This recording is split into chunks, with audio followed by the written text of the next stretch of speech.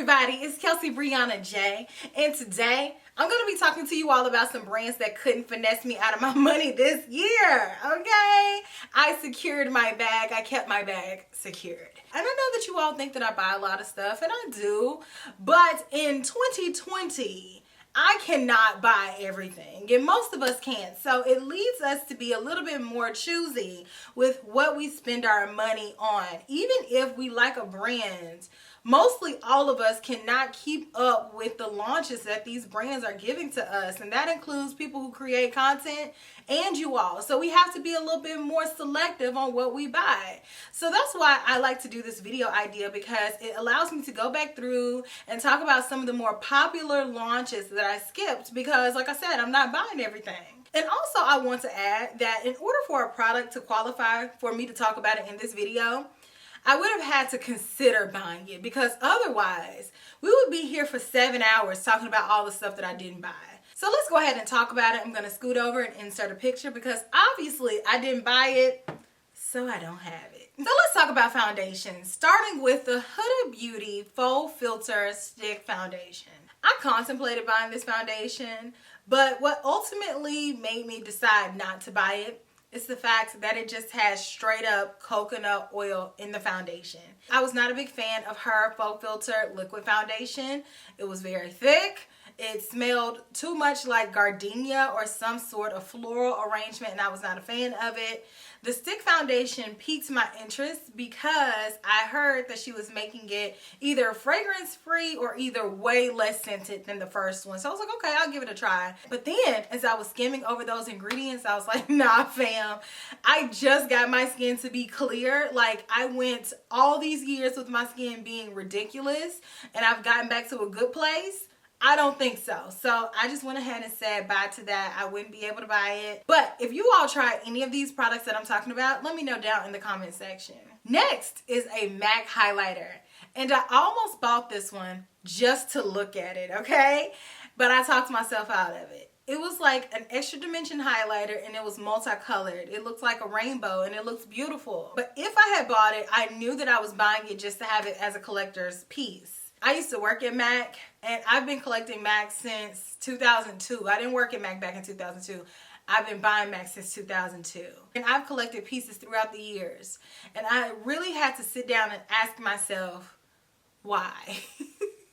Why? Why do you need that? It holds no value. I don't need to add that into my collection. I literally would have just bought that just to put it in a drawer, but to know I had it. And if I'm going to be doing that, and it's not super special to me and it holds no sentimental value, I'm like, I could just always look up a picture of it on the internet and that will suffice. So I talked myself out of getting it. I have no regrets. I even forgot about it until it was time for me to do this video. Like, I literally have not thought about that twice. So yeah. Next are some eyeshadow palettes that I skipped. And some of these eyeshadow palettes were easier to skip than others, but I had my reasons for all of them. So the first eyeshadow palette that I skipped, and I really went back and forth on whether or not I was going to buy it in the store, was the Makeup by Mario Shimmer eyeshadow palette. And for whatever reason, I could not even make myself buy it even for a video. I was just unattracted to that palette. The color selected just did not scream me. I know it was an all shimmer palette. It was meant to be used either by itself, or you could use it to accompany the all matte eyeshadow palette that he came out with. But it's just something about that big shimmer palette that I just could not get over. I did not like it. I did not pass go. I did not pay my $200. I just said, you know what? That palette is not for me. And I just left it at the store and I felt good about it. I still feel good about it, and I'm glad I don't have it in my collection because I literally don't like it. Have you all just had something that you just don't like? It doesn't matter if other people say they like it. You just don't like it. That's how I felt about it. Next is a pink palette that just did not look like it was for me, so I skipped it. It is the Melt Cosmetics Millennial Pink Palette. And just looking at it, it just didn't appeal to me. I'm not a big fan of pink. I'm a millennial, but still, I was like, nah fam. And Melt Cosmetics has not had the best track record with their eyeshadow palettes. especially the long ones. I've always liked their stacks, but unfortunately it looks like they've abandoned their stacks and that stacks formula. So their eyeshadow palettes would really have to really impress me with their color story, and that one just did not do so. Next is the Dior Backstage Rosewood palette.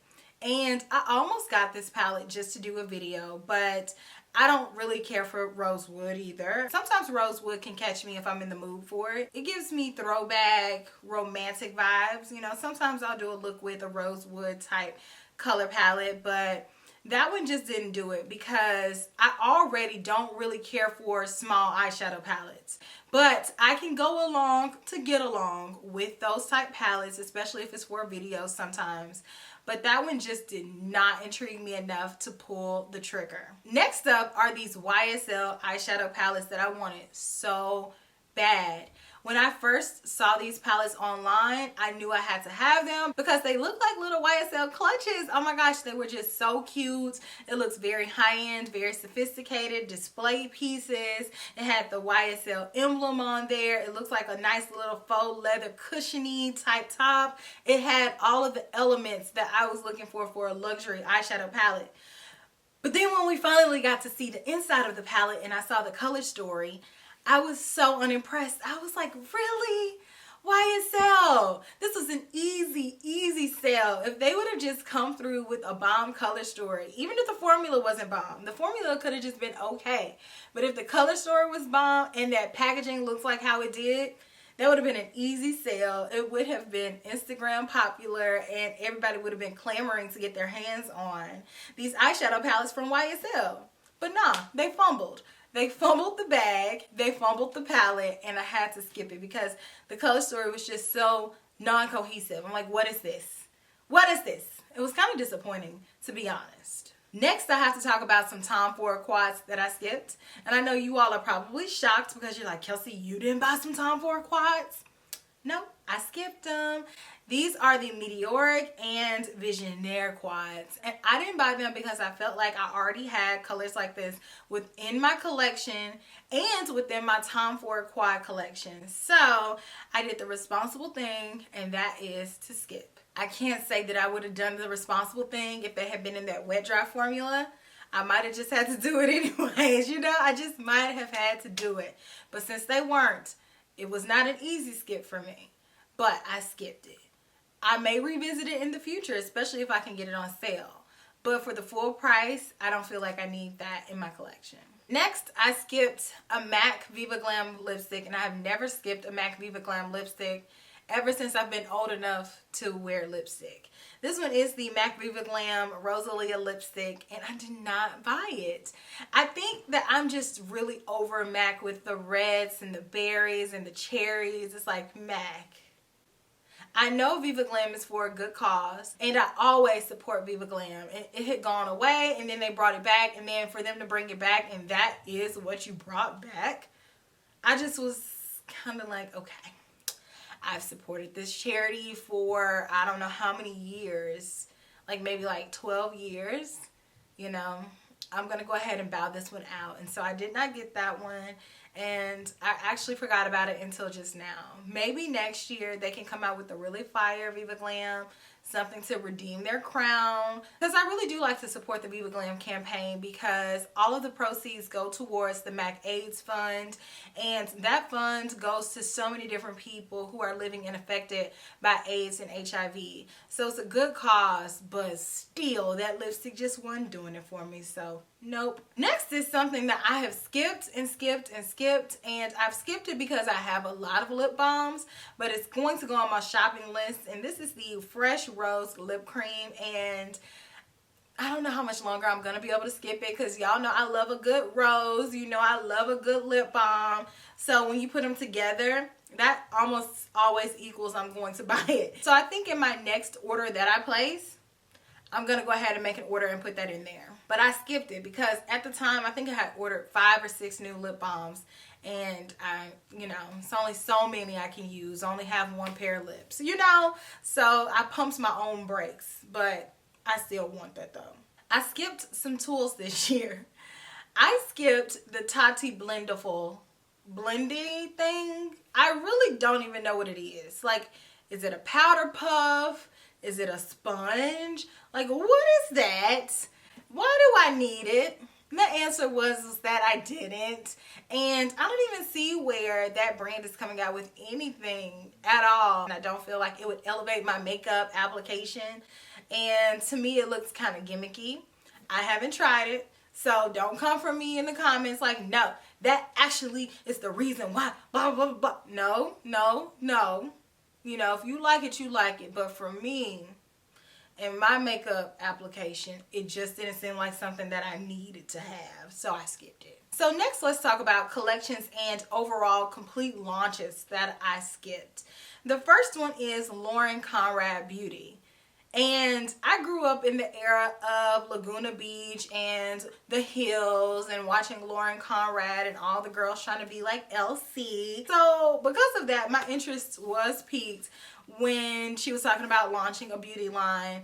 And I knew that it was going to be a very minimalistic line because Elsie's makeup really just looks like everyday, like barely dare makeup.